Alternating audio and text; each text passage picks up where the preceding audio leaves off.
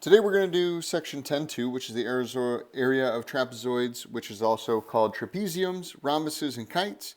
And so basically what we're going to be doing is we're looking at the area of a trapezoid and how it can be found with the height and the lengths of its bases. And then the area of a rhombus or kite can be found when the diagonals are known. So area of a trapezoid, or a trapezium, as you may have seen in the video. So the area of a trapezoid is half of the product of the height and the sum of the bases. So key points here is what we're doing is we're adding base 1 and base 2,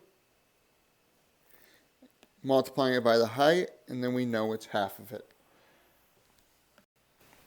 So to find the area of a trapezoid, basically what I'm doing here is I am finding the area, which is 1/2 of my height times base 1 plus base 2.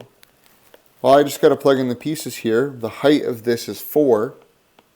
Base 1 is 8.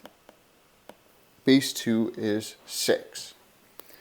So what I end up getting here is I get 28.